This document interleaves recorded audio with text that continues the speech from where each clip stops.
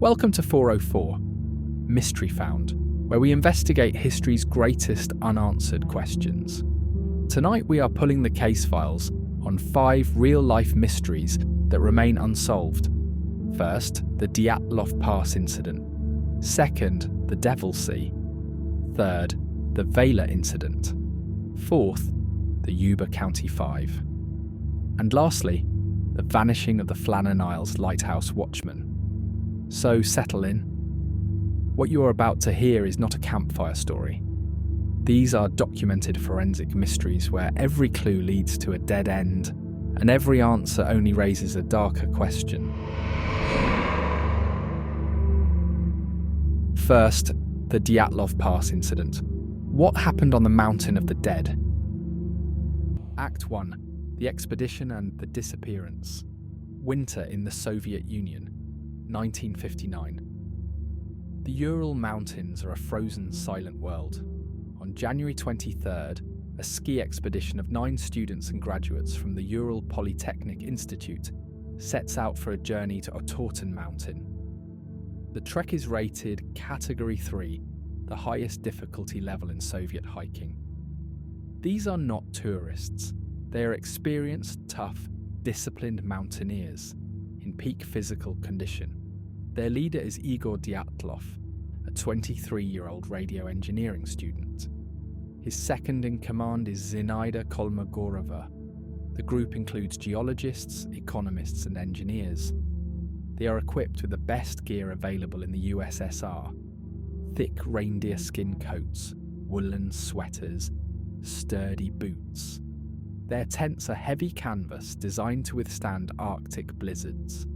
The goal is to ski to Otorten, a Mansi indigenous name meaning "don't go there."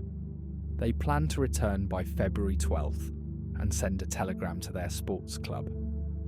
On January 28th, one member, Yuri Yudin, turns back due to severe joint pain.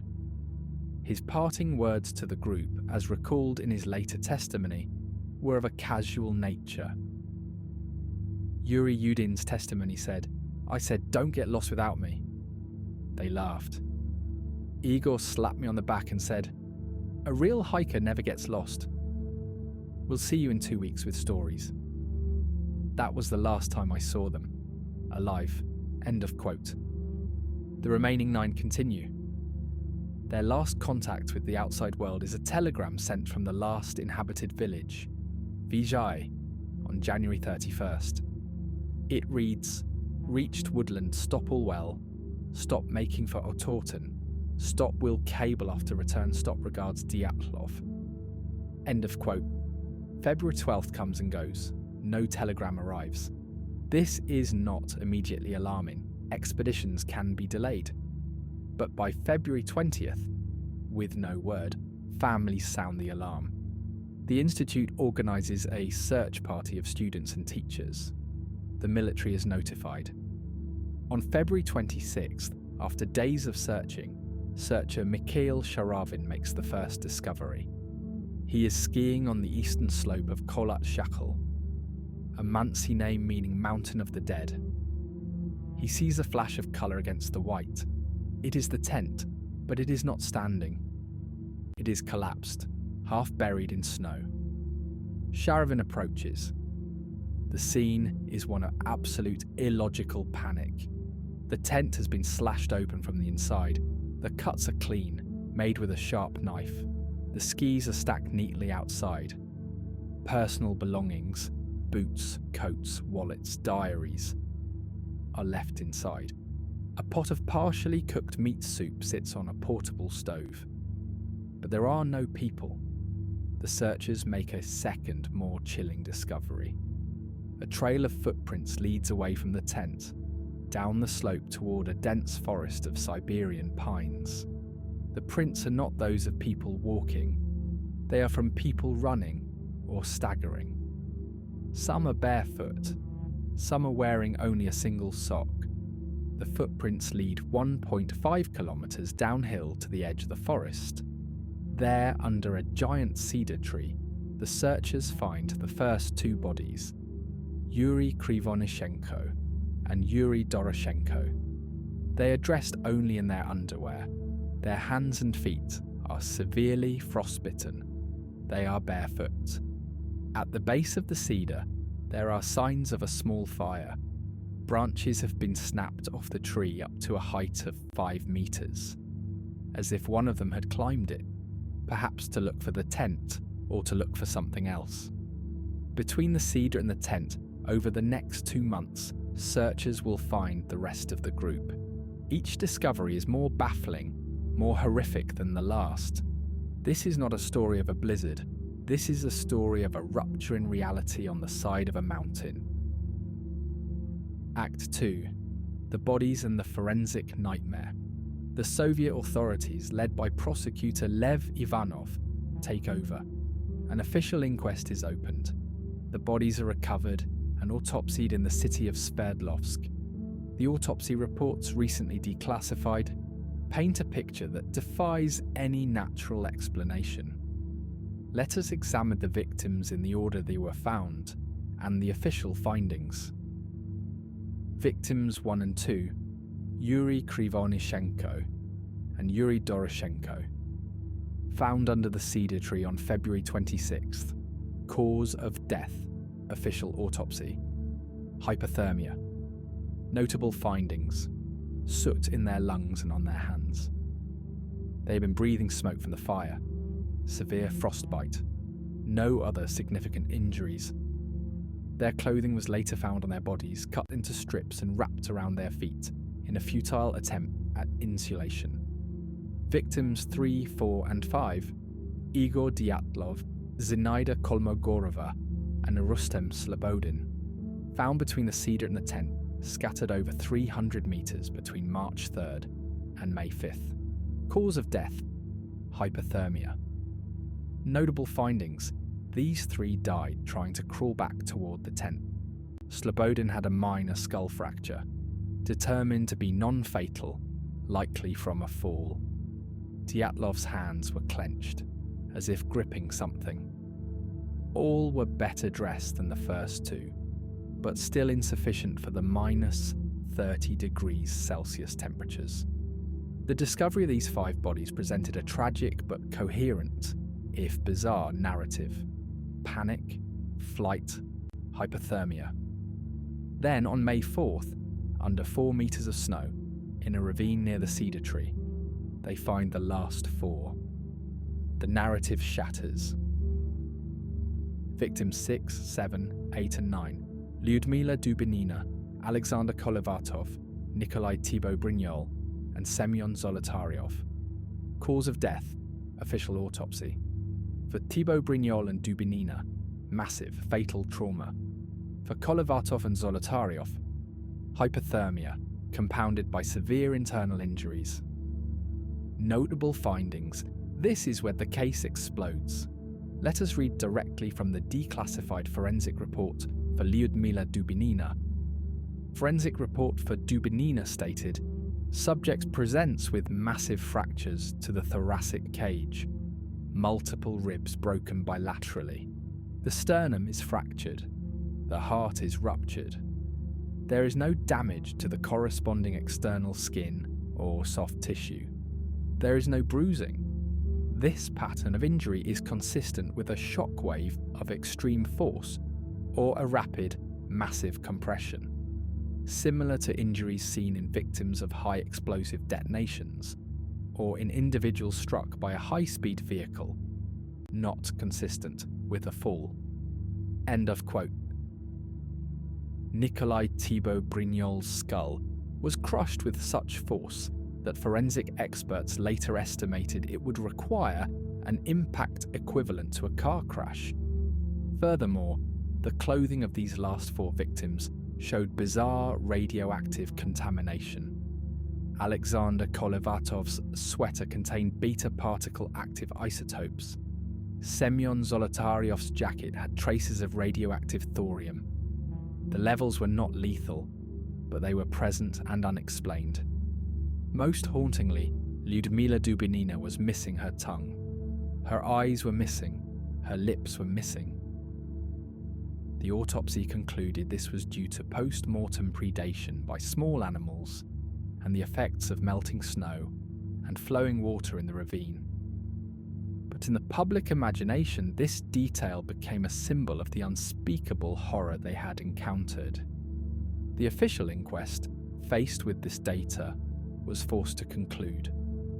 Prosecutor Lev Ivanov closed the case on May 28, 1959. The official cause was declared a compelling natural force.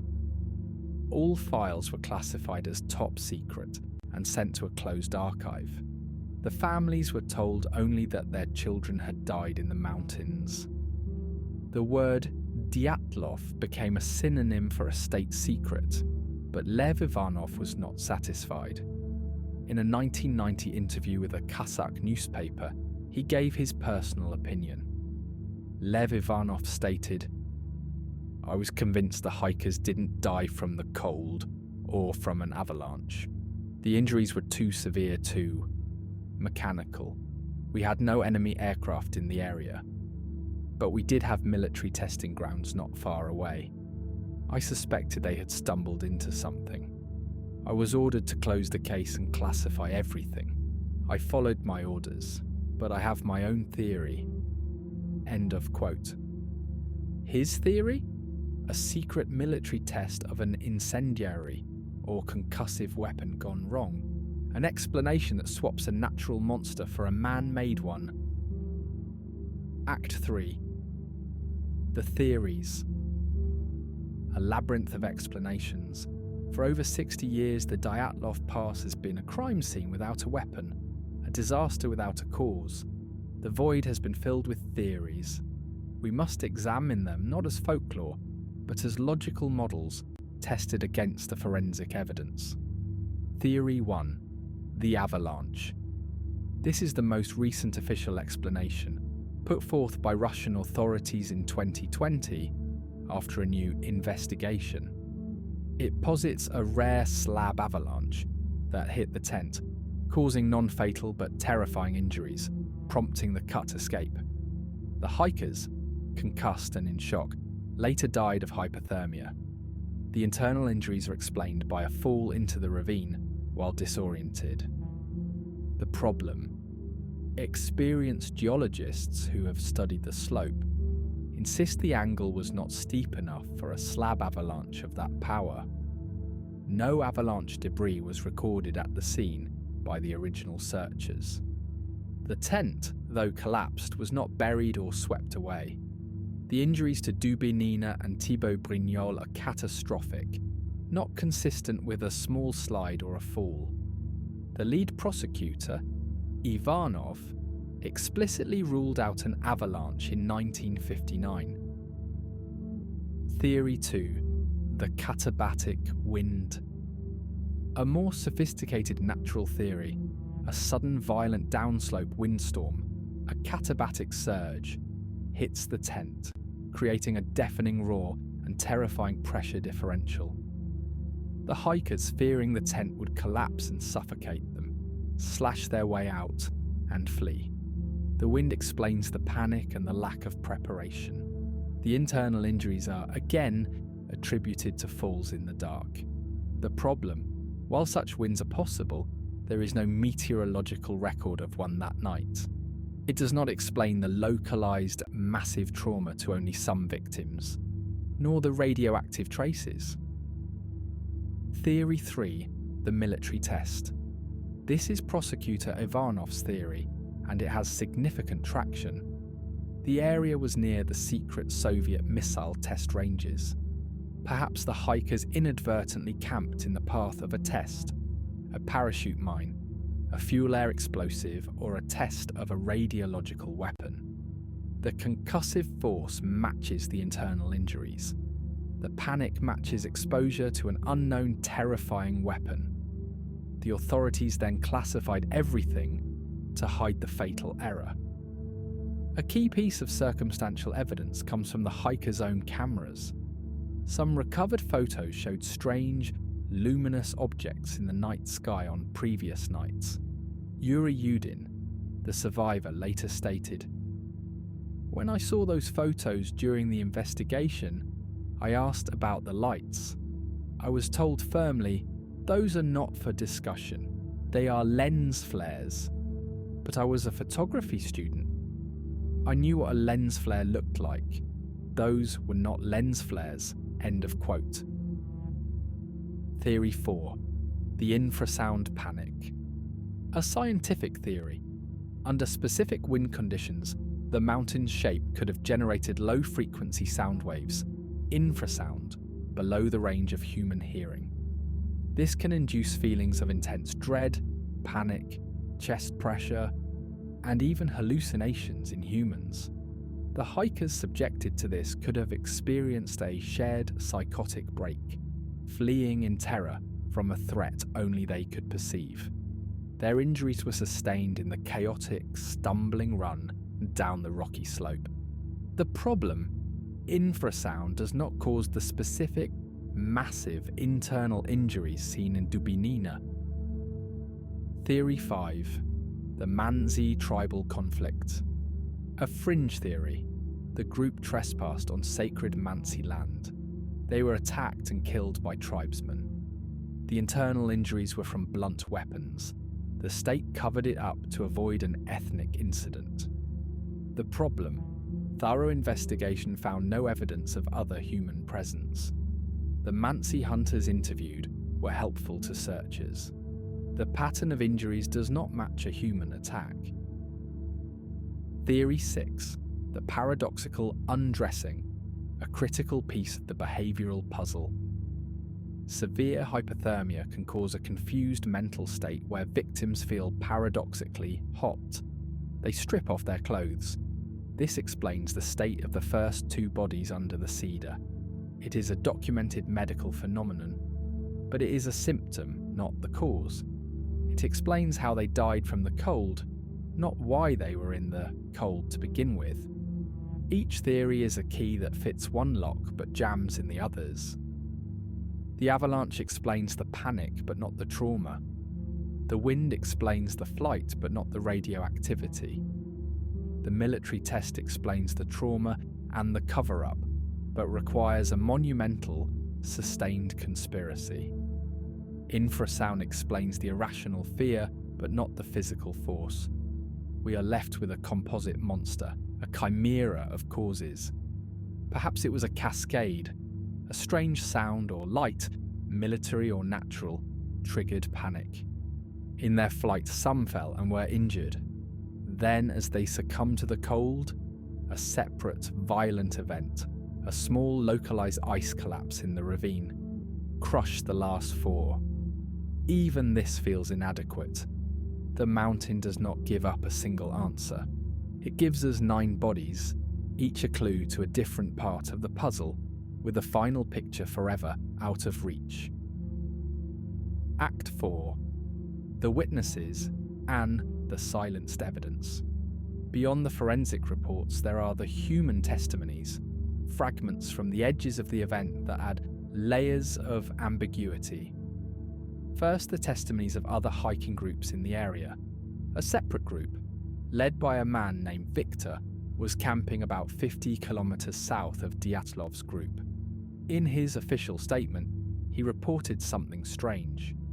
On the night of February 1st to 2nd, we observed strange bright orange spheres in the sky to the north in the direction of Kholat Syakhl.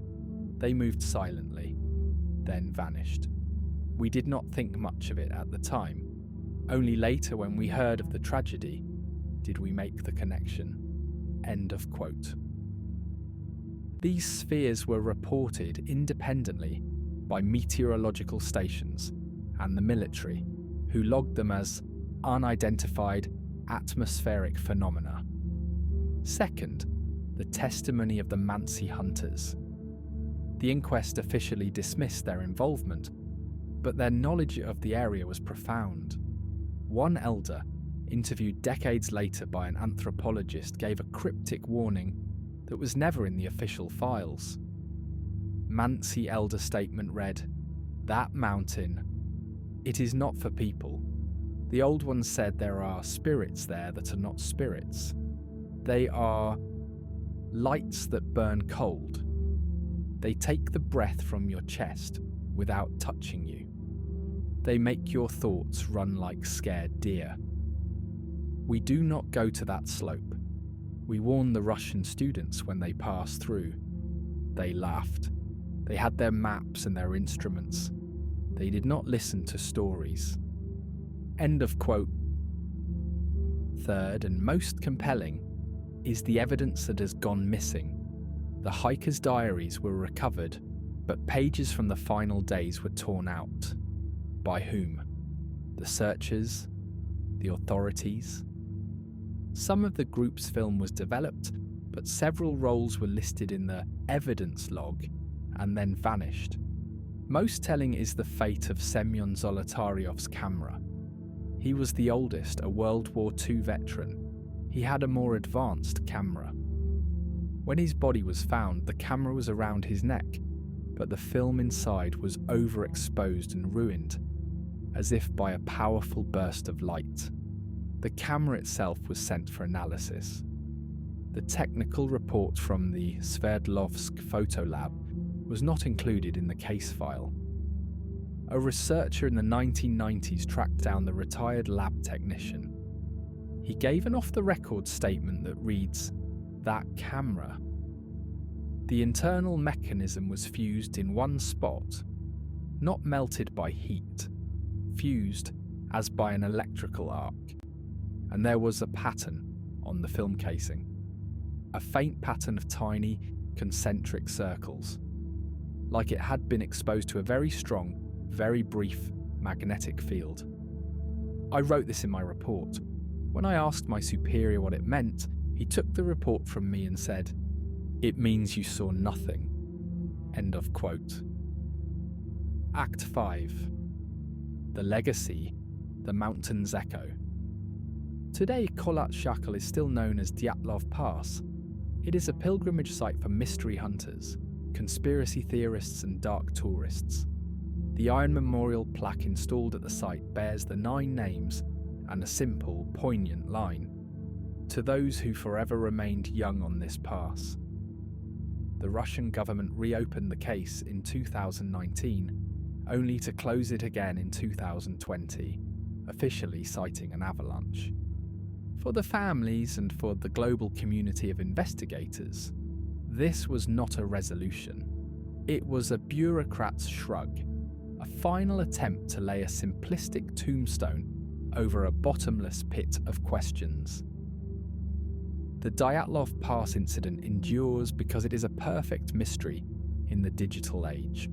It has all the ingredients: credible victims, bizarre physical evidence, a government cover-up, and just enough strangeness: the lights, the radioactivity, the missing tongue, to invite the supernatural. It is a Rorschach test. A rationalist sees a military accident. A ufologist sees an alien encounter. A psychologist sees mass panic. A mountaineer sees a perfect storm of natural disasters.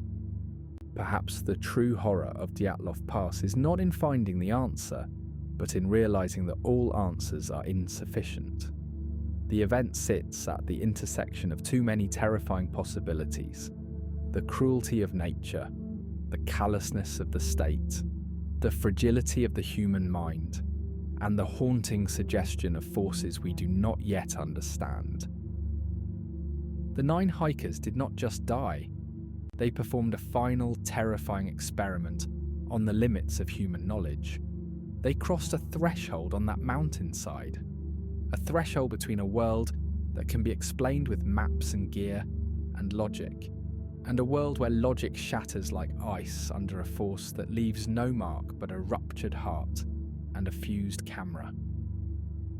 Their silent, frozen bodies are the data points from that experiment.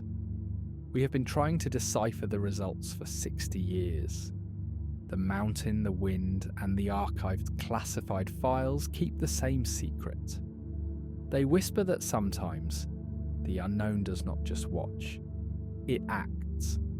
And when it does, it leaves behind a scene so meticulously impossible that the only thing left for the living is to tell the story, over and over, hoping that in the repetition, a pattern will finally emerge from the chaos of that February night, when 9 experienced explorers tore their way out of safety and walked single file into a darkness so complete it swallowed not only their lives, but every reasonable explanation for their deaths.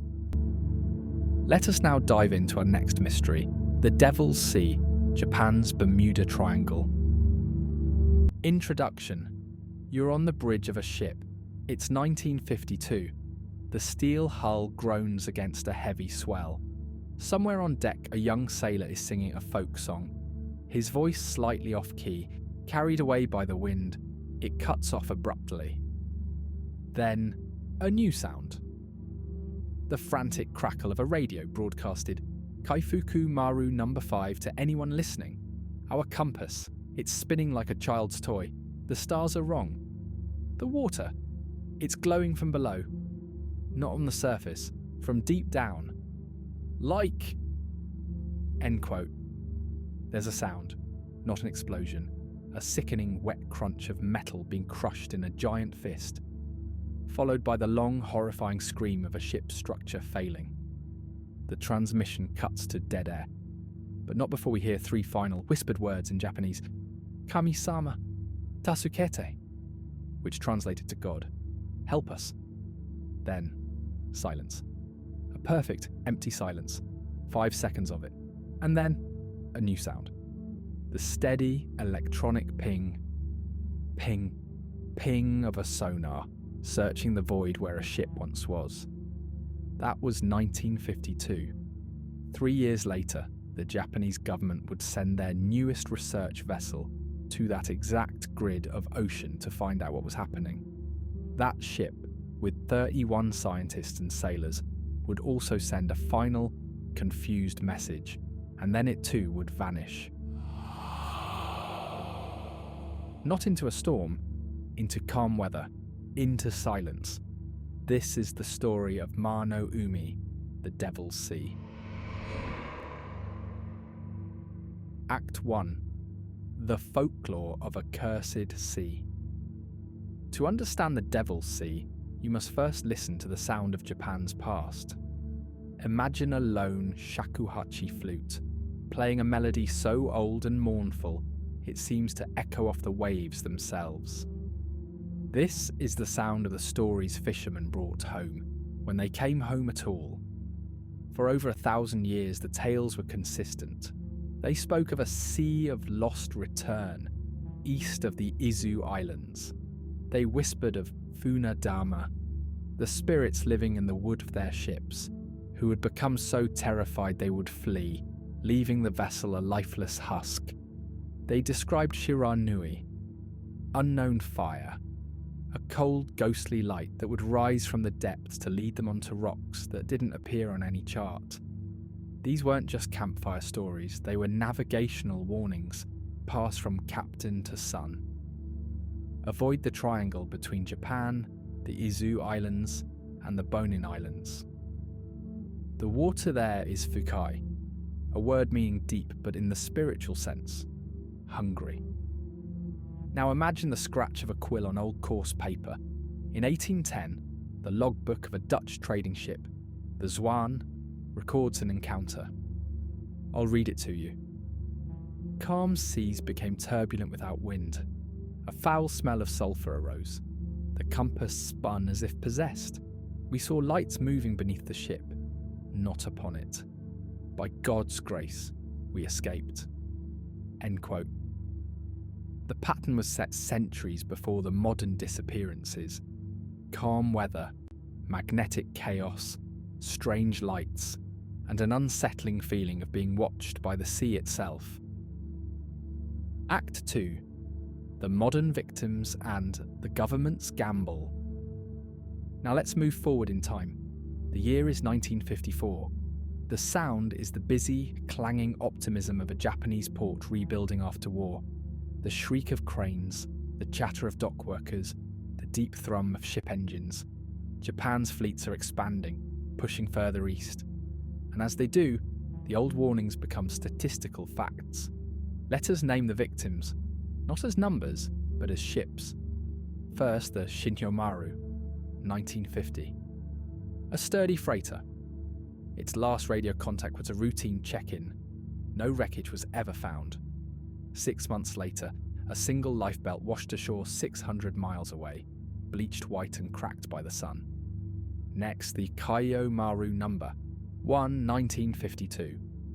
A small fisheries boat. Its final transmission contained a bizarre scientific note that read, "Water temperature anomaly, jumping from 8 to 22 degrees Celsius at 50-metre depth." End note, a thermal wall in the middle of the ocean. Then the Myojin Maru, 1953. A tuna signer with 23 souls aboard. A nearby ship reported seeing it one moment and the next, an empty horizon. The captain of that other vessel would later testify, his voice confused, said, "There was no fog, no wave. It was like the sea opened and swallowed them." End quote. The sound in the halls of the Japanese Maritime Safety Agency was the sound of crisis. The frantic rustle of insurance claims being denied. The tense silence of crews refusing to sail. They needed answers, not folklore. So they decided to build a ship designed to find them. Act 3, the Kaiyo Maru. Number 5, a ship built to solve a ghost story. Listen to the sounds of its birth, the shriek of welding torches, the solid thunk of rivets being hammered home, the cheering of a crowd as the hull slides into the water. The Kaiyo Maru No. 5 was 479 tons of defiance against the unknown. Let's walk its decks through sound. On the bridge you'd hear the steady hum of dual gyro compasses and the crackle of the new Lorana radio navigation system. Down on the lab deck, a symphony of science, the gurgle of water sampling bottles, the low buzz of the magnetometer, the rhythmic ping of the bathymetric echo sounder, mapping the seafloor miles below. And the crew, not just sailors.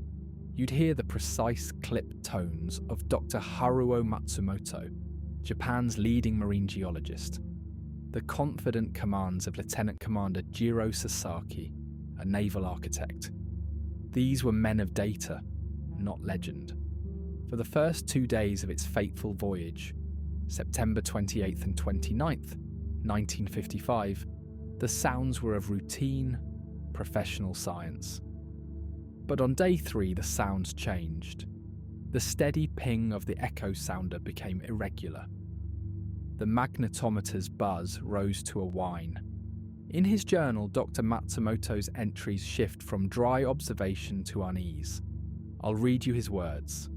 Written in real time, he said, 0930 hours, magnetometer readings becoming erratic. Not instrument error, confirmed with bridge compass. Localized magnetic field is pulsing. Then, 1430 hours, water sample from 200 meters shows extreme acidity, pH of 3.2, equivalent to vinegar. Then, 1900 hours, hydrophone picking up low-frequency pulses, not biological, not seismic, rhythmic, like machinery. End quote. Imagine that sound. A deep subauditory thump, kannon, recorded on wax cylinders, a sound with no natural explanation. At 2100 hours, the Kaiyo Maru made its final, routine check-in. At 21:53, the radio crackled to life one last time, with the emergency transmission we heard at the start of this story. Then the sound that defines the Devil's Sea, silence. The search that followed had its own soundtrack, the roar of 12 aircraft, the churn of 34 ship propellers, shouted commands over 3 weeks. They found one thing, a single life preserver, dry, not waterlogged, as if it had fallen from the sky.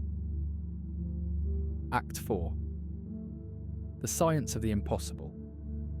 With the ship gone, science was left to autopsy a ghost. The theories are sounds of cataclysm. Theory 1. The methane hydrate apocalypse. Picture this sound. A deep subterranean rumble as the seafloor slips. Then a hiss that becomes a roar as billions of cubic meters of frozen methane gas instantaneously expand, turning the water into a raging froth.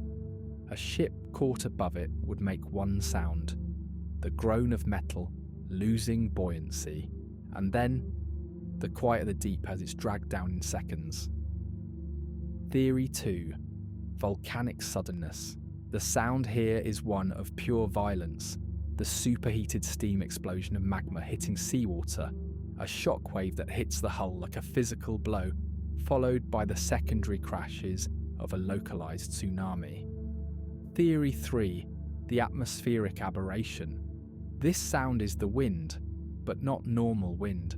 It's the sudden, shrieking microburst, a column of air slamming into the sea at 150 miles per hour, a sound like a freight train appearing from nowhere, lasting minutes and leaving calm in its wake. Each theory has its sound. Each explains some of the evidence. But here is the haunting contradiction. The Kaiyo Maru number. 5 was built to hear all of these sounds. Its hydrophone would have heard the gas release. Its seismometers would have felt the volcanic shock. Its barometers would have recorded the pressure drop of the microburst. It should have had time to send a detailed mayday, a description, a final piece of data. It only had time for a scream. Act 5. The unsolved equation and the shadows. In the present day, the soundtrack of the Devil's Sea has changed. It is the digital hum of JAXA satellites passing overhead, the quiet processing of supercomputers at NOAA, analysing deep-sea sensor data. We listen with better ears than ever. And yet, the old silence still wins. In 2002, the MV Sahil Star, a modern container ship with every communication tool available, vanished. The last data point wasn't a sound, but a text message from a crewman's phone. Sky wrong colour water, moving wrong way. The most chilling modern theory doesn't come with a roar, but with a subtle, almost imperceptible change. Astrophysicist Dr. Miriam Vance studies gravitational anomalies. She proposes that the immense geological forces in the trench could, under perfect conditions, create a temporary pocket of hyperdense water. A ship sailing into it wouldn't hear a thing. It would simply sink, as if the sea below it suddenly became as thick as syrup. So what are we left listening for? Perhaps the true mystery of the Devil's Sea isn't a sound, but a frequency we are deaf to.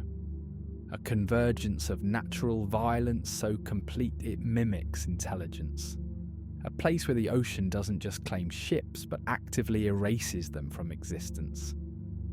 The Kaiyo Maru No. 5 sailed out as a vessel of reason, armed with the best tools to listen. Its final lesson was this: there are places where the sea doesn't answer, it only consumes. And in the end, all that remains is the sound we started with. The steady, lonely, unanswered ping of a sonar searching the dark, and the silence that follows. For 404, Mystery Found, this has been the Devil's Sea. The ocean keeps its secrets. We keep listening. Thank you for listening so far. Up next is the Vela Incident, the nuclear flash that didn't exist. Introduction. An operator says, Sierra Station to Vela Hotel 59er. Signal check. Over. Copy, 59er. All pang meters nominal. Orbit stable. Continue watch. Stand by. Sierra Station, we have an event. I have a Category 1 event on Vela 59er. Voice from control says, confirm category. Operator, confirming. Double flash signature. Reading the profile now. Intensity spike in the visible spectrum. Rapid decay. Second larger thermal pulse. This is the pattern. Repeat, this is the double flash pattern. Control, grid location. Operator, calculating Zasumfitimoan, South Atlantic, Indian Ocean sector. Coordinates 47 degrees south, 40 degrees east. Timestamp 0053 Zulu. That sound you just felt was impossible. According to the treaties signed, the satellites watching, and the promises made by every major power on Earth, that sound should not have existed in the early hours of September 22nd, 1979. But a machine saw it. An American Vela hotel satellite, designated 6911, drifting in the silent black, detected the unmistakable fingerprint of a nuclear explosion in the atmosphere. The double flash.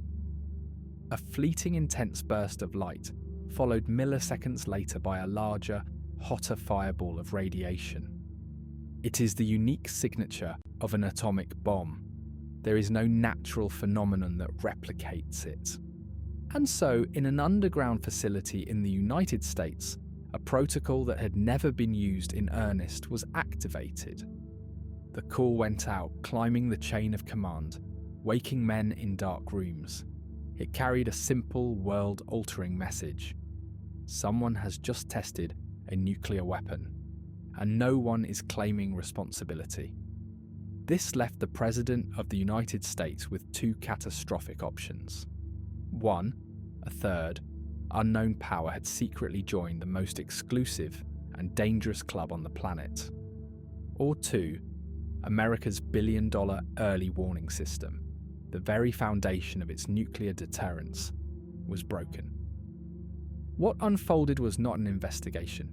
It was an autopsy on a ghost, a secret war between scientists, a geopolitical hall of mirrors where allies became suspects and enemies became alibis. This is the full story of the Vela Incident, the bomb that, according to the official record, never was. Act 1, The Sentinel, a machine built to watch the dark. To comprehend the gravity of that signal, you must first understand the machine that sent it. Its name was Vela Hotel. Not a hotel for guests, but a sentinel. A constellation of 12 top-secret satellites launched in the 1960s under a joint program by the US Atomic Energy Commission and the Department of Defense. Their mission was singular, born from paranoia and necessity, to be the unwavering eyes of the 1963 Partial Nuclear Test Ban Treaty. Dr. Dr. Alan F. said, "The bang meter was really quite elegant. It was a set of photodiodes, sensors designed not to see an image, but to measure pure light intensity. The key was the temporal signature. A lightning bolt gives a single sharp spike, a meteor, a longer burn.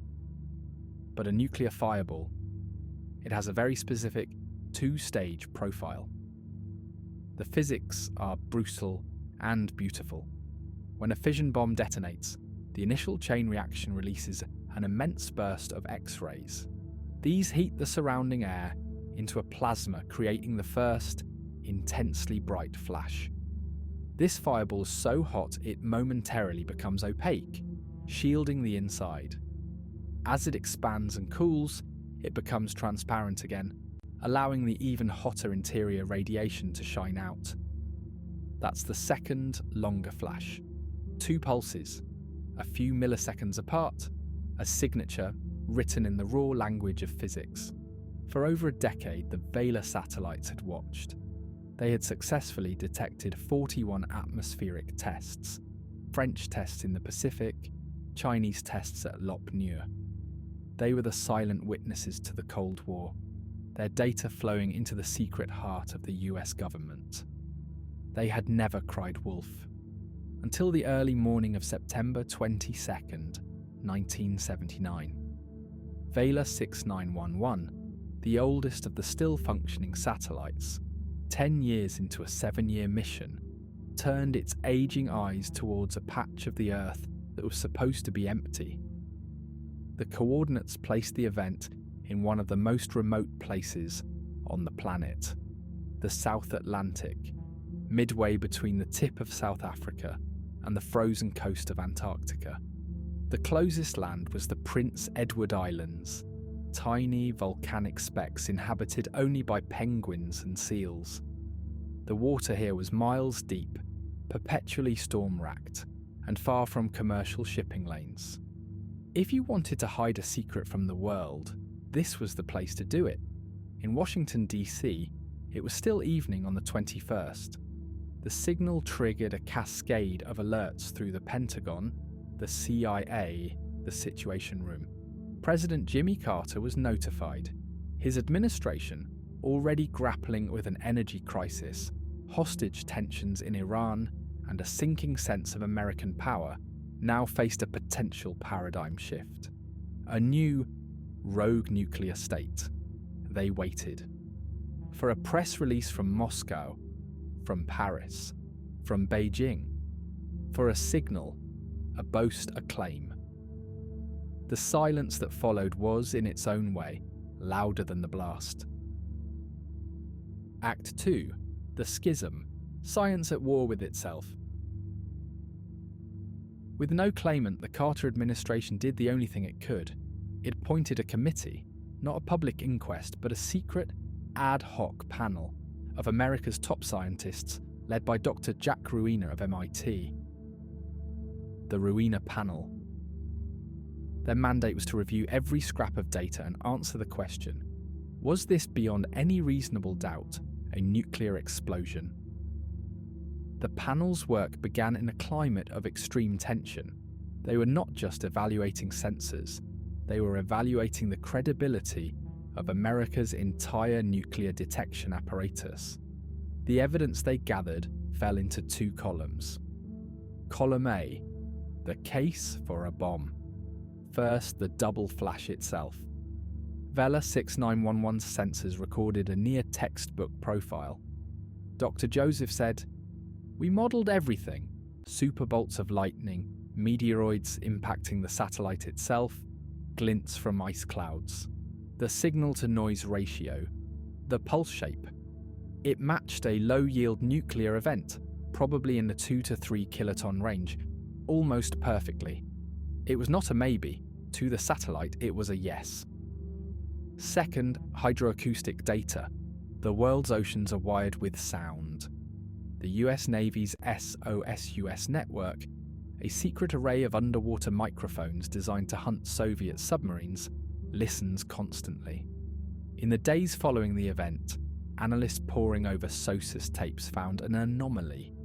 A T-wave, a tertiary acoustic wave, had been detected at a hydrophone station near Ascension Island in the Atlantic. Its timing and trajectory pointed back to the Vela coordinates. It was the sound of a large, submerged explosion. Third, the ionospheric disturbance. At the University of Tasmania's research station, an instrument monitoring the charged layer of the upper atmosphere recorded a strange, sudden ripple at the precise time of the event.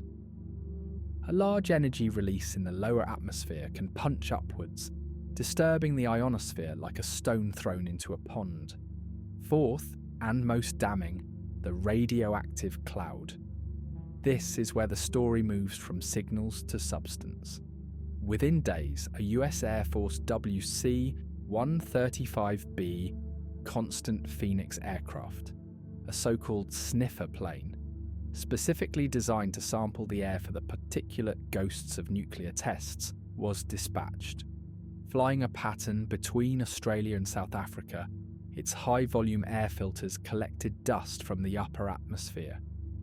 Back at the lab, analysis revealed elevated levels of certain short-lived radioactive isotopes, notably iodine-131, strontium-92, and certain forms of xenon. These are not naturally occurring in such combinations. They are the unique fission-born ashes of an atomic bomb. The case seemed overwhelming, but the Ruina panel had a second column. Column B, the problems, The absences. The first and most glaring absence was seismic. A low-yield explosion, even in the air or shallow water, transfers energy into the ground. The global network of seismometers, designed to feel the footsteps of underground tests, felt nothing. No tremor. It was as if the Earth itself denied the event. Second, the lack of eyewitnesses. The double flash from a 2-kiloton bomb would have been visible for hundreds of miles on a clear night. The Cape of Good Hope shipping lanes were busy. Commercial airliners crossed the southern oceans. Not a single captain, pilot, or sailor reported seeing a sudden, sun-bright flash on the horizon. The only witness was a machine alone in the dark. Third, the health of the witness. Vela 6911 was ancient by aerospace standards. It had suffered previous minor malfunctions. Could a random event, the impact of a micrometeoroid on its sun shield, a sudden discharge from its aging solar panels, have mimicked the double flash signal? The panel consulted engineers from the Aerospace Corporation, which built the satellites. An aerospace engineer said, "We could not rule it out entirely. The satellite was operating beyond its design life. We presented the probabilities. A random, simultaneous failure in 2 independent sensor channels that perfectly mimicked a nuclear signature. The odds were astronomically low, but not zero." The scientific community fractured. It was a civil war conducted in secure conference rooms and through classified memos. Experts with the highest clearances accused each other of professional blindness, of being in the tank for the Air Force, or of being naive to the realities of intelligence. The Ruina panel was under immense pressure.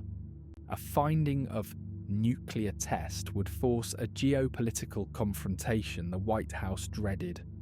A finding of no test would expose potentially fatal flaws in the nation's early warning system. In the end, they chose a third path: ambiguity. Their report, issued in the summer of 1980, was a masterpiece of bureaucratic hedging. It acknowledged the data.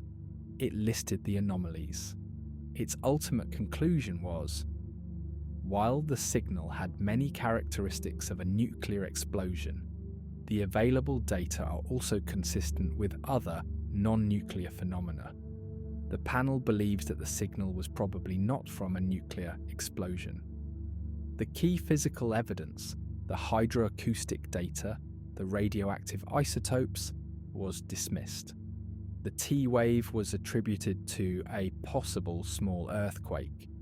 The radioactive sniff was blamed on residual contamination from earlier Chinese tests. An explanation many nuclear chemists found laughable. The case was officially closed. A zoo event, they called it. A strange animal in the Delta Zoo. But in the shadows, the hunt for the culprit was just beginning. Act 3. The Suspects. A game of shadows. If it was a bomb, the list of suspects was short, terrifying, and politically radioactive. 3 primary candidates emerged, each a geopolitical bombshell in its own right. Suspect 1. The apartheid regime. South Africa's white minority government was a pariah, under crushing international sanctions and facing rising internal black resistance. It had a secret, urgent nuclear program called Project Circle. Their motivation was the doomsday device scenario, a final terrible weapon to deter what they saw as a communist-backed onslaught. Declassified documents would later confirm they had built 6 crude gun-type atomic bombs. They had the means. They had the territory. The Prince Edward Islands were South African possessions. But did they have the will to test alone, risking the final rupture with the West? Suspect 2. Israel. Israel's nuclear policy was ambiguity. They neither confirmed nor denied possessing the bomb, but by 1979, the world knew. They had the Dimona reactor, the expertise. Their motivation was perpetual existential threat. They were also developing the Jericho-2 missile, which required a compact, proven warhead. A full-yield test was the final step, but Israel had no remote territory. Unless the theory, a joint test, this became the most persistent and logical theory. Israel and South Africa had a deep clandestine alliance. They shared military technology, from missiles to radar. Israeli advisors were on the ground in South Africa's nuclear program. It was a marriage of convenience. Israel needed a test site. South Africa needed technical expertise and perhaps a more sophisticated bomb design. A joint test in the remote South Atlantic served both their needs perfectly. This theory had a name among intelligence analysts: the South Atlantic Event. Diplomat quoted, "The chatter in the intelligence community was overwhelming. It wasn't a question of if it was them, but why they did it then." The timing, right before a US election, suggested a calculated risk that a distracted Carter administration would choose to look the other way. End quote. Suspect 3. The Unthinkable Pact. The wildest theory, whispered only in the most secure compartments. What if it was a test by the United States and the Soviet Union together? Both superpowers were researching third-generation nuclear weapons. The neutron bomb, an enhanced radiation weapon designed to kill people while leaving buildings intact. Testing it openly would violate the Test Ban Treaty and cause a public outcry, but a secret, joint test in the middle of nowhere. It would allow both sides to validate their designs while maintaining the public fiction of compliance. It would explain the immediate, coordinated effort to bury the story from both sides. It would mean the Cold War enemies were, in at least one dark corner, collaborators. The Carter administration's response pointed fingers, but quietly. Satellite imagery was scrutinized. Any unusual naval movement near the Prince Edward Islands in late September 1979. A previously overlooked CIA memo, declassified decades later, noted a flare of activity at South Africa's Simonstown naval base and the unexpected presence of an Israeli naval vessel in the region for unscheduled exercises.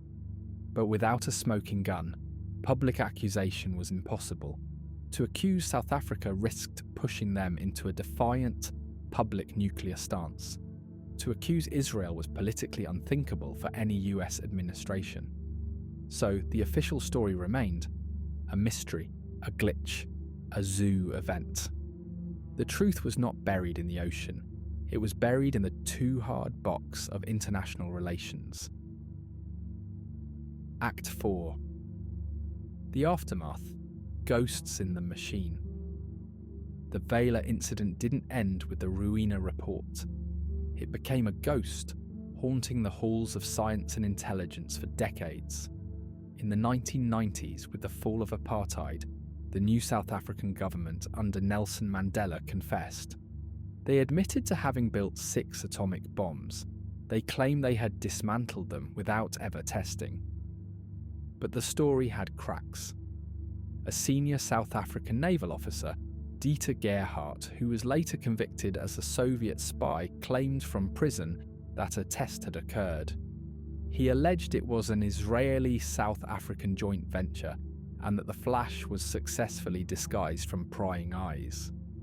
Then in 2016, the CII declassified a gem, a memo from the agency's Deputy Director for Science and Technology, written in March 1980. Its conclusion was stark. The best technical interpretation of the data is that the September 22nd signal was a nuclear weapons test. The preponderance of the evidence points to South Africa as the most likely responsible party, possibly in cooperation with Israel.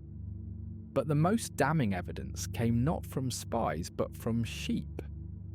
In 2018, a team of researchers from the universities of Canterbury and Arizona published a groundbreaking study. They didn't look at satellites or memos. They looked at old, archived samples of sheep thyroids from Tasmania and southern New Zealand, collected in the months after September 1979. These glands concentrate iodine. The researchers tested them for iodine-131, a radioactive isotope with a half-life of only 8 days. The results were unambiguous. The sheep from late 1979 showed a significant sharp spike in iodine-131 levels, a spike that did not match the known fallout patterns from earlier French or Chinese tests. The only plausible source was a recent fission event in the southern hemisphere. The radioactive cloud the WC-135 sniffed was real. It had left its mark on the other side of the world in the bodies of grazing animals. Science 40 years later had delivered its verdict. The satellite was right. Act 5. The echo what remains. So what are we left with? The Vela Incident is not a mystery of physics. The physics are clear. It is a mystery of politics, of perception, of the human capacity for willful blindness in the face of inconvenient truth. It stands as a monument to a terrifying idea that our systems for knowing the world, our brilliant machines, our networks of sensors, our scientific method, are only as strong as our collective courage to accept what they tell us. We can build a sentinel to watch the dark, but we cannot force ourselves to believe its report if that report is too devastating to comprehend. The Vela satellites are all dead now, their orbits decaying, their watch long over. But the ghost of that double flash remains. It is a permanent scar on the historical record, a question that was never answered, only managed, a silent testament to the fact that sometimes the most powerful thing in the world is not a secret weapon, but a shared secret. An agreement, spoken or unspoken, to pretend that a flash of light in the distant darkness was just a trick of the eye, a glitch in the machine, a phantom. Because the alternative, admitting that the rules had been broken, that the club had a new reckless member, that our vigilance had failed, was, at that moment in history, simply too bright to look at directly. That was the Vela Incident. Thank you so much for tuning in so far. Next we will discuss the Yuba County Five mystery. But before we do, please like and subscribe to help us improve our channel. It would mean the world to us. Now let us begin. The Yuba County Five, the Forest of Broken Logic. Act 1. The Vanishing, a chronicle in real time. To understand the profundity of this mystery, we must not just recount it, we must inhabit it. We must feel the texture of that February night in 1978. Let's slow down time and walk through it minute by agonizing minute. February 24th, 1978. 6:30 p.m. Marysville, California. The Stark Club is a modest, single-story building, a haven. Inside, the air smells of coffee and waxed linoleum. The five men are among friends. Staff member Linda Kay recalls the mood saying, "They were excited, but normal excited, like kids going to a game." Ted showed me his new watch, a Timex with a brown leather band. He was so proud. Bill had the car keys out, jingling them. Jack Madruga kept checking his own watch, making sure they wouldn't be late. They were meticulous about time. End quote. They pile into Bill Sterling's 1969 Mercury Monterey. It's a boat of a car, pale blue, with a V8 engine. Bill is proud of it. He keeps it immaculate. Gary Mathias takes the front passenger seat. Ted, Jack Madruga, and Jack Hewitt climb in the back.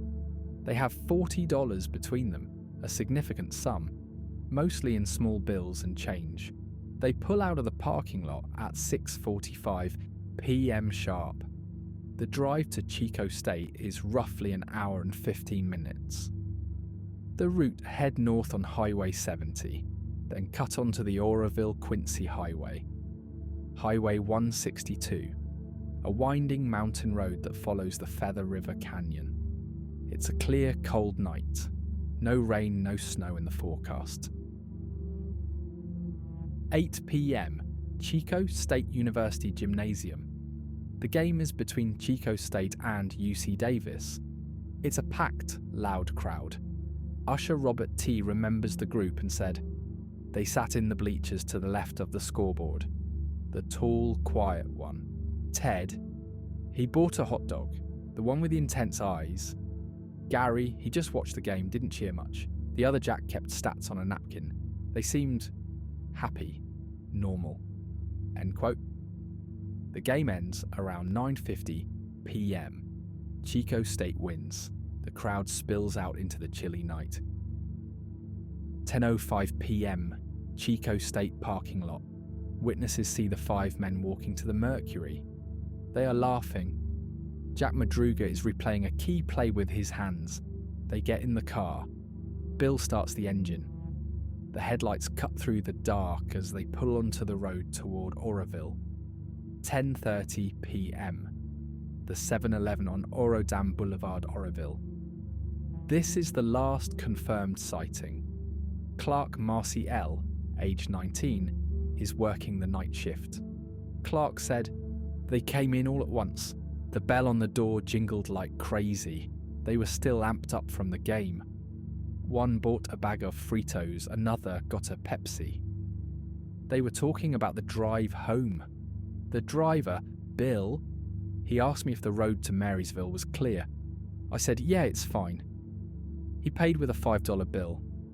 I gave him change. They left. I watched the blue car pull onto the highway and turn south toward home." End quote. This is the pivot point, the last moment of normalcy. The turn onto Oro-Dam Boulevard south would have taken them directly to Highway 70, the main artery home. The drive should have taken 45 minutes. 11:30 p.m. The Sterling residence, Marysville. Bill's mother, Margaret Sterling, begins to worry. The game has been over for an hour and a half. The drive isn't that long. She calls Ted Wyer's house. His mother hasn't heard from him either. By midnight, a network of phone calls connects all five families. A low hum of anxiety begins. February 25th, 2 a.m. The families contact the Marysville Police Department. The officer on duty logs it as a missing persons overdue. His assumption, car trouble. He suggests they call around to gas stations. The families do nothing. Dawn, February 25th. The fear crystallizes into terror. These were not irresponsible teenagers. These were men of routine.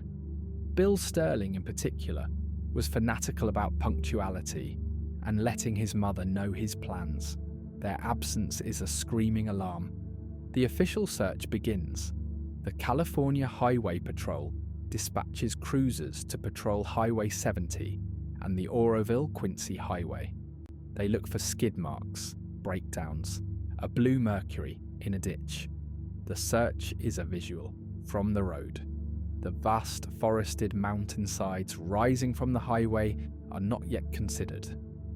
The assumption is still, they are on or near the road. But the road yields nothing.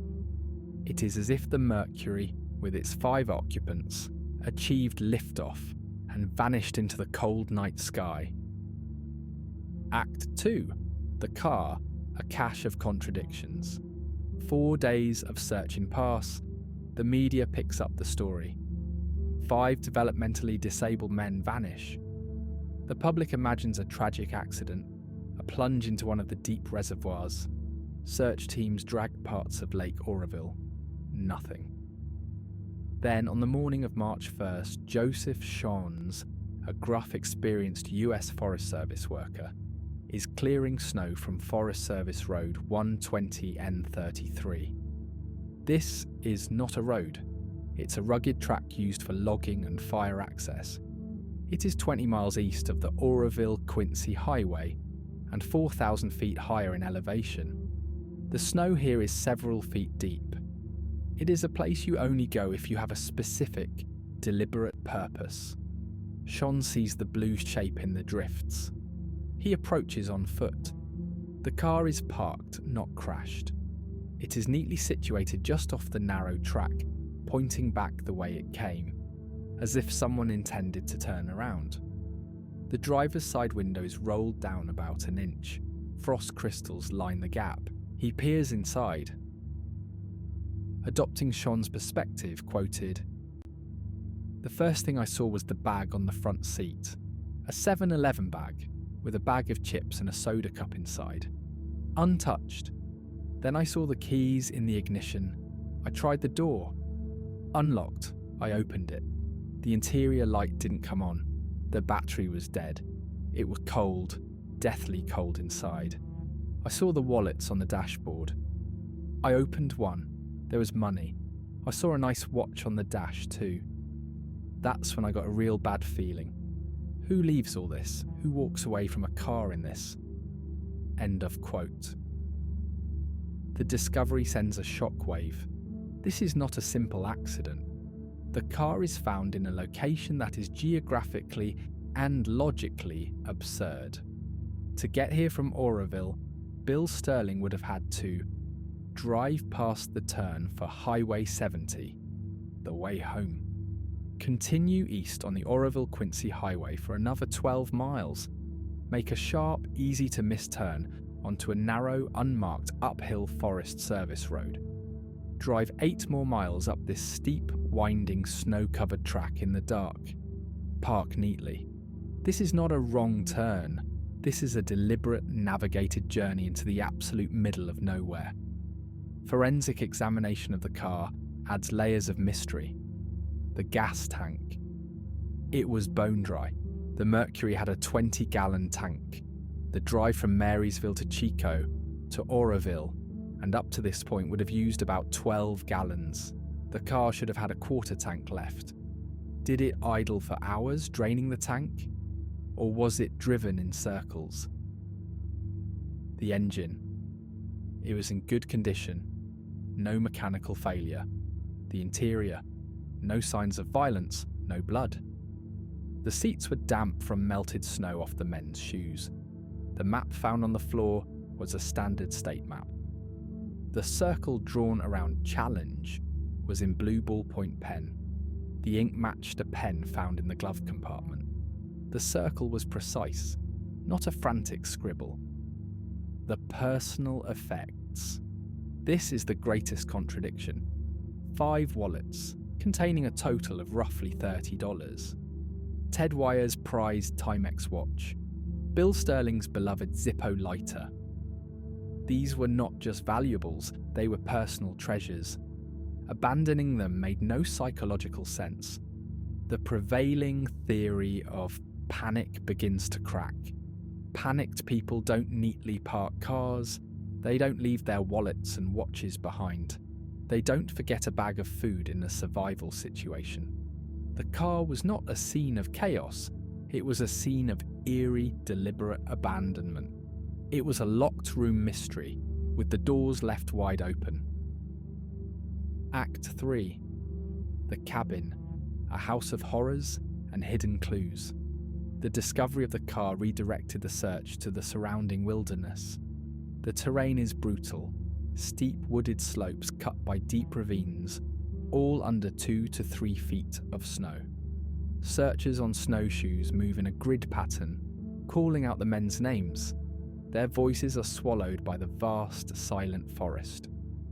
On March 4th, searcher Tom O'Connor finds the first footprint. It's not in a trail, it's a single, isolated impression in a small clearing, 200 yards from the car. The print is from a standard work boot. It points toward the thickest part of the forest, away from any road or trail. Next to it, O'Connor finds a single crumpled cigarette packet, a brand Bill Sterling smoked. This is the first breadcrumb. It suggests the men left the car on foot together and entered the forest. The tracks, when more are found, tell a terrible story. They are not the tracks of men walking.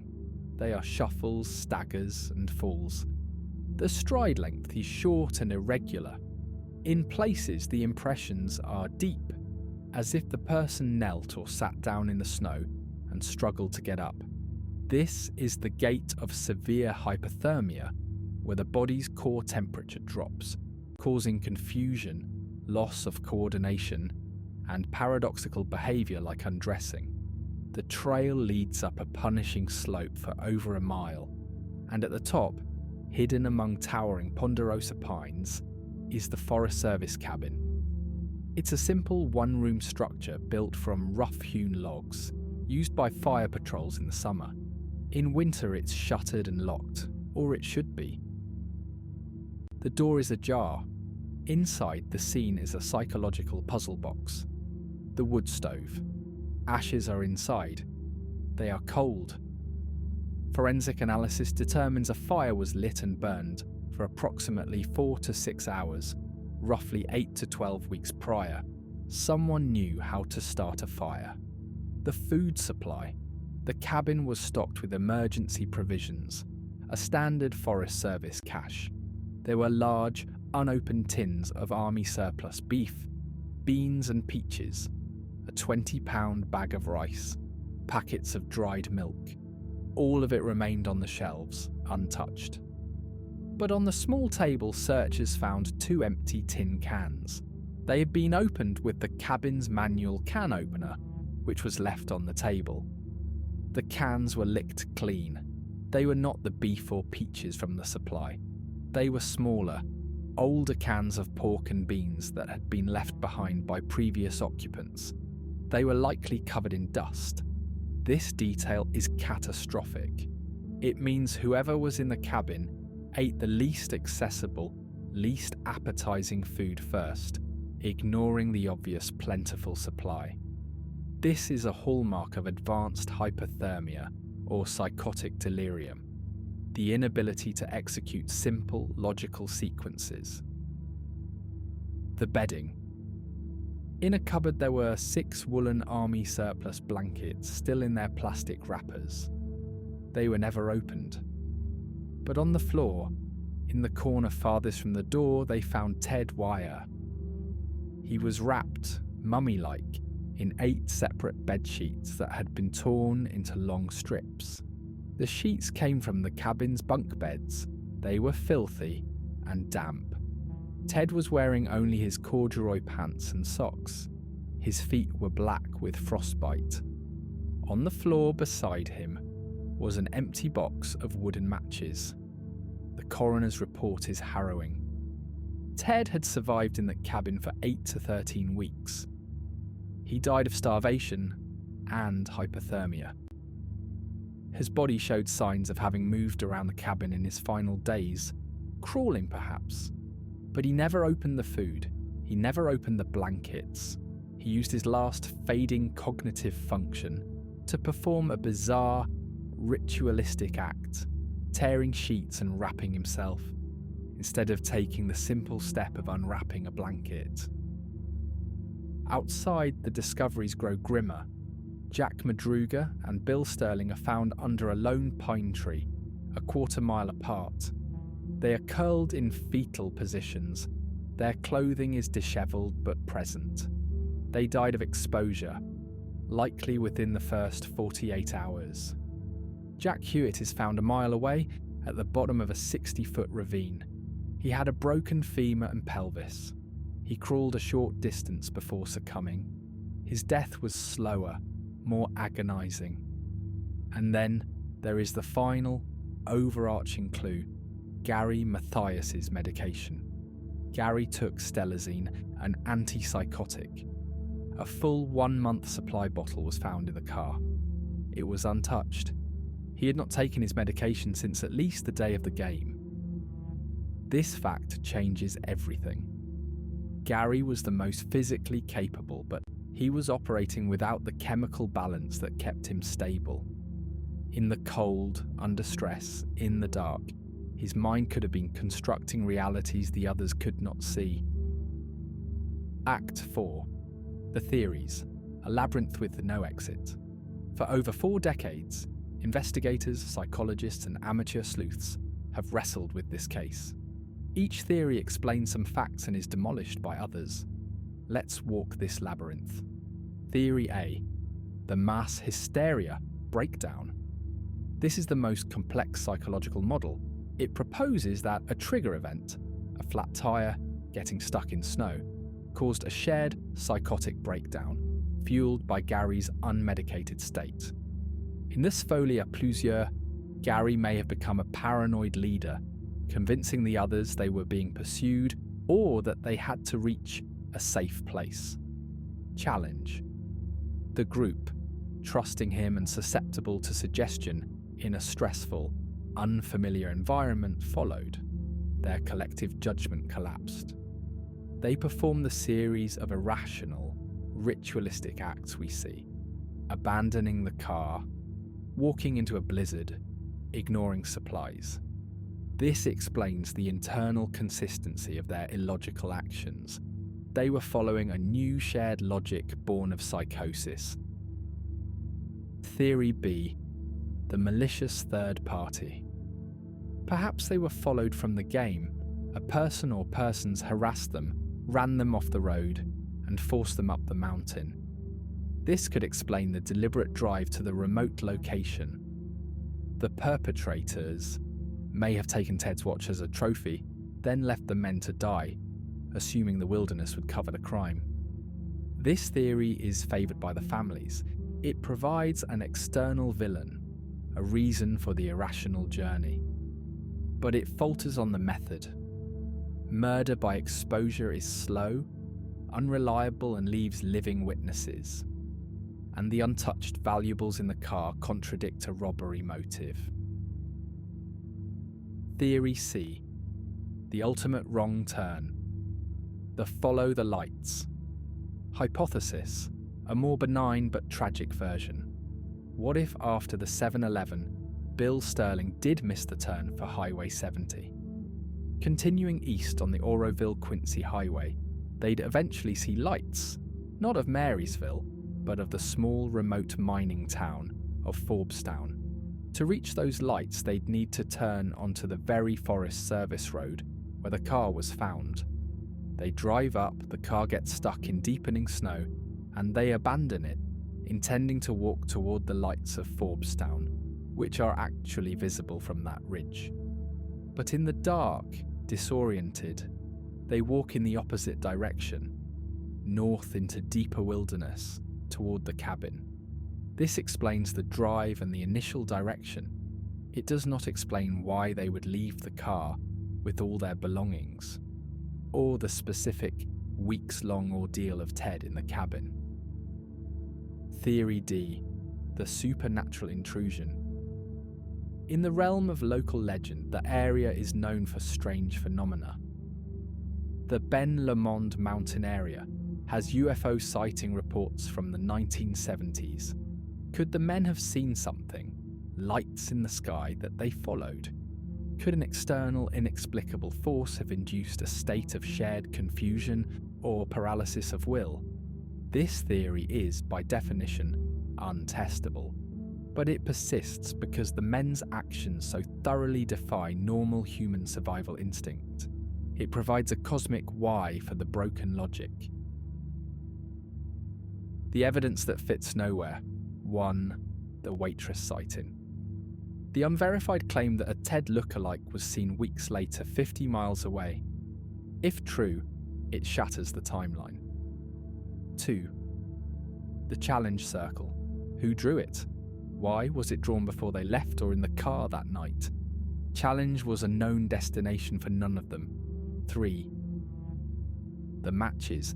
Ted had matches. He lit a fire. Why only one fire? Why not keep it going for warmth for weeks? 4. Gary's disappearance. The lack of any remains is statistically bizarre. Animals scatter remains, but they leave evidence. Bones, teeth, fabric. Nothing has ever been found. This case is not a puzzle missing a piece. It is a puzzle where every piece seems to be from a different box. The human pieces, the environmental pieces, and the evidence pieces refuse to form a coherent picture. Act 5. The Echo. A legacy of cold questions. Today the forest has reclaimed the physical scars. The cabin is gone, dismantled. The stretch of road where the mercury was found is just another quiet forest track. But the mystery is a living thing. The families of the Yuba County Five have passed away, their grief unanswered. Gary Matthias' stepfather died in the 1990s, still searching, still convinced his stepson was out there, alive but lost in his own mind. Modern forensic psychologists revisit the case as a textbook example of group psychology under extreme stress. Survival instructors use it as a dark lesson in how the mind can betray the body. And every few years, a hiker or a hunter in the Plumas National Forest will report finding an old rusted can or a piece of cloth, and for a moment the cold case heats up. The items are never related. The forest keeps its last secret. Perhaps the true horror of the Yuba County Five is not in the grotesque details, but in the profound alienation it represents.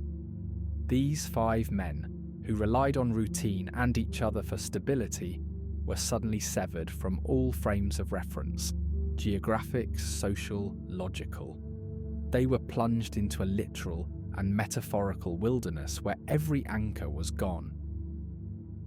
In that void, their minds and their environment conspired to create a tragedy of infinite regress, a series of decisions that each seemed to make sense in the moment, but that collectively formed a staircase leading directly down into the frozen dark. We look at their choices and say, I would never do that. But the terrifying truth the forest whispers back is, you don't know. You can't know. Until you are standing in the snow, in the dark with your mind unraveling, you cannot know what you would do. The Yuba County Five did not just vanish. They performed a slow-motion disappearance from reality itself, step by a logical step, leaving behind a trail that maps not a journey through space, but a dissolution of the self.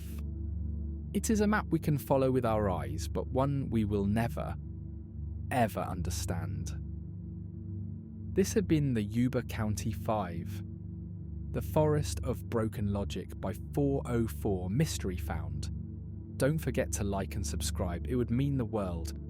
Let us now tackle our last mystery of the night, the Silent Keepers, the Flannan Isles Vanishing. Introduction. 3 men vanish from this lighthouse, but the scene they left behind makes no sense. The door was unlocked. Inside, the clock had stopped at 8:45.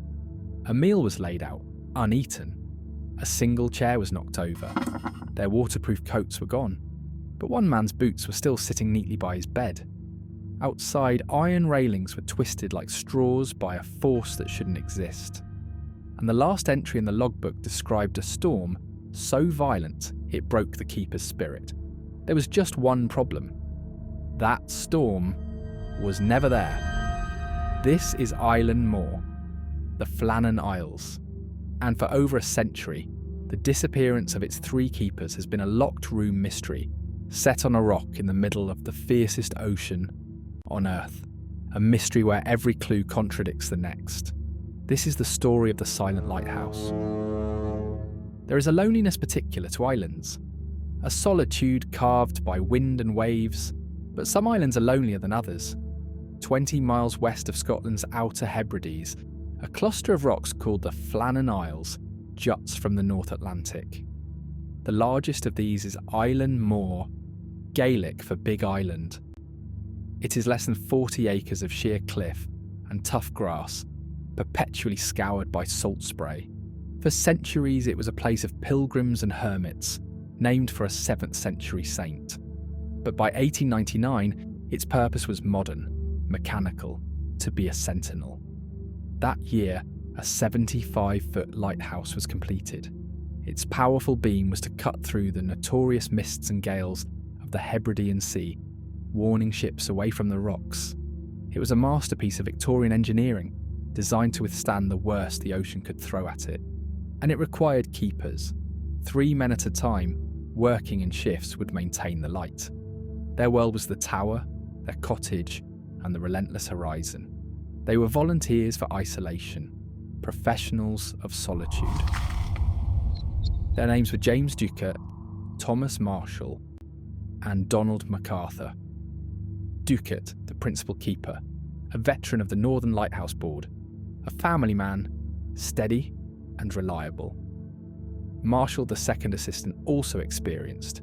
He kept the logbook in a precise, neat hand. And MacArthur, the occasional keeper, a local from the Hebrides, filling in for a man on leave.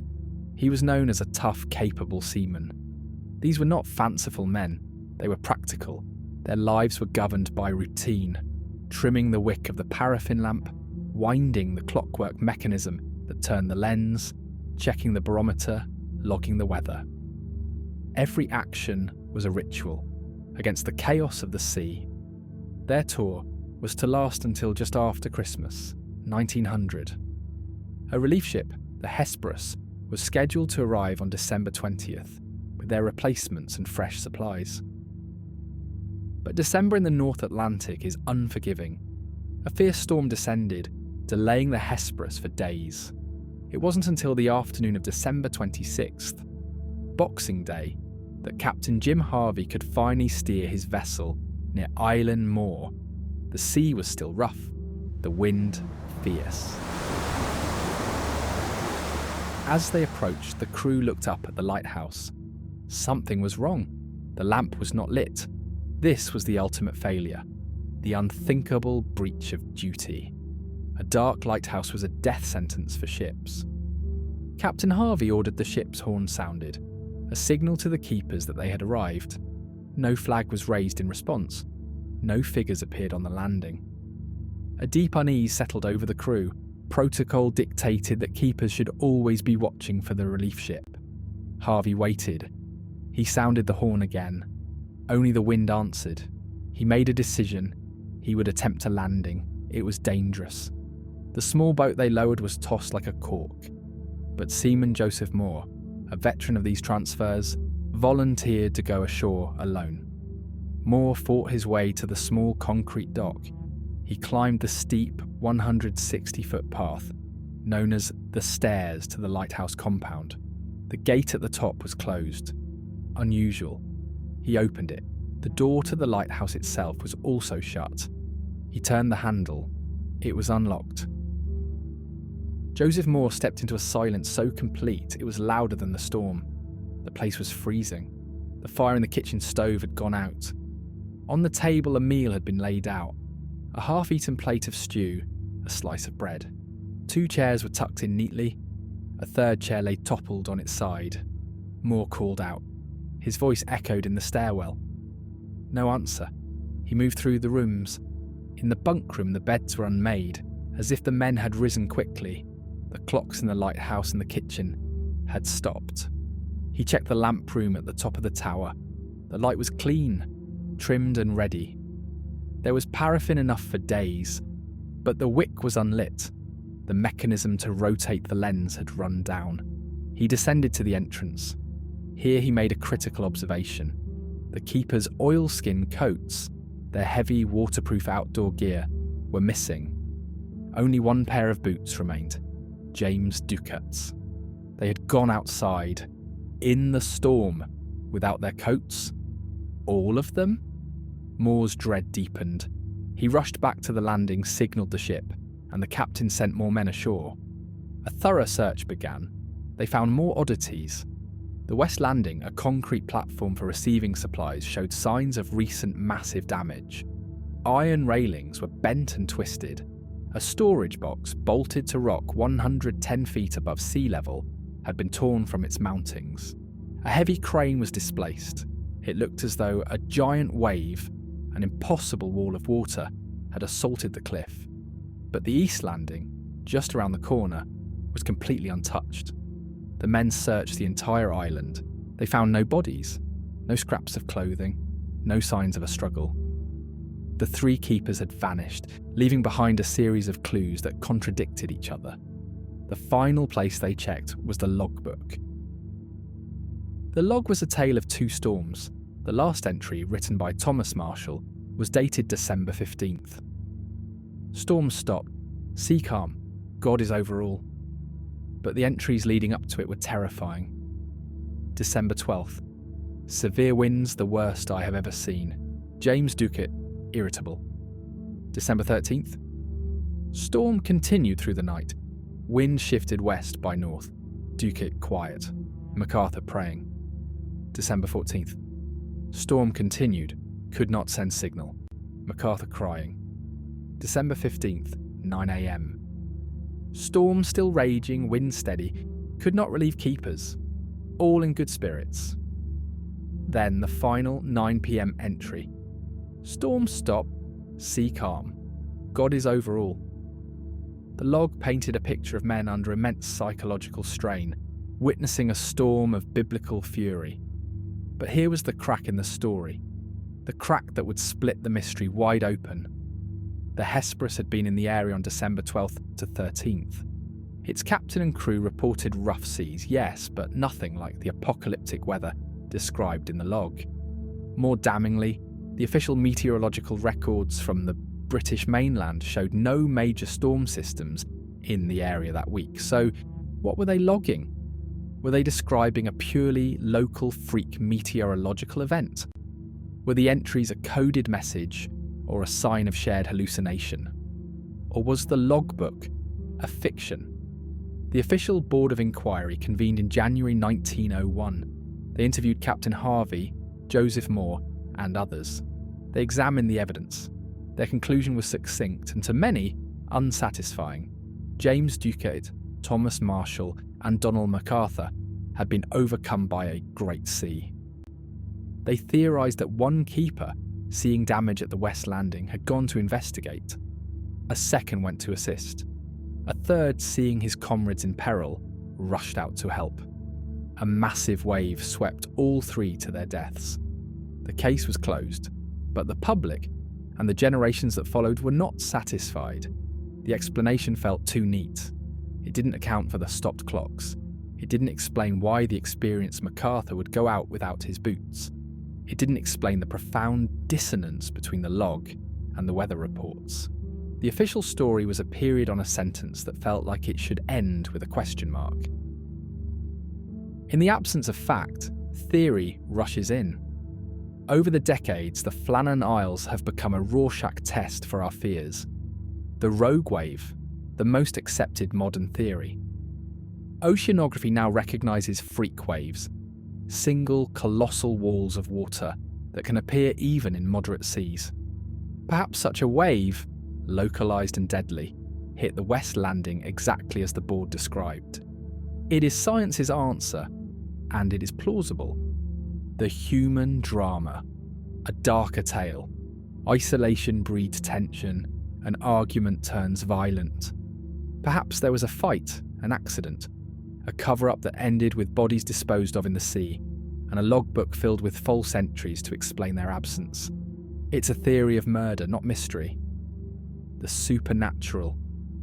The oldest explanation. Island Moor had a reputation long before the lighthouse. Local folklore spoke of it as a thin place, where the veil between worlds was weak. Some spoke of phantom emigrant ships or spirits that lured men into the sea. For those inclined, the keepers didn't just vanish, they were taken. Today the Flannan Isles lighthouse is automated. No keeper has lived there for decades. Its light flashes electronically, maintained by occasional technician visits.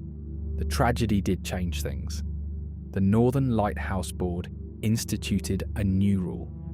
Henceforth, all keepers must go about their duties in pairs, a simple human solution to the terror of being alone. But the mystery endures because it is, at its core, a story about the fragility of order. 3 men, representatives of reason and industry, were placed in the heart of nature's chaos. They had routines, logs, protocols, all the trappings of control. And then they were simply erased. The control was an illusion. They left behind a staged scene, a toppled chair, a stopped clock, a cold meal, a set of clues that promises a solution but withholds the final piece. It is the perfect, unsatisfying ending. The lighthouse still stands. Its beam still cuts the night, a routine pulse of light in the darkness. It is no longer a warning. For us, it has become a memorial, a silent question, asked over and over into the wind and the waves, forever awaiting a reply that will never come. It was a pleasure to host your night. In a world of true mystery events, this is 404 Mystery Found. Subscribe so you don't miss our next real-life mystery story. Until next time, thank you for listening.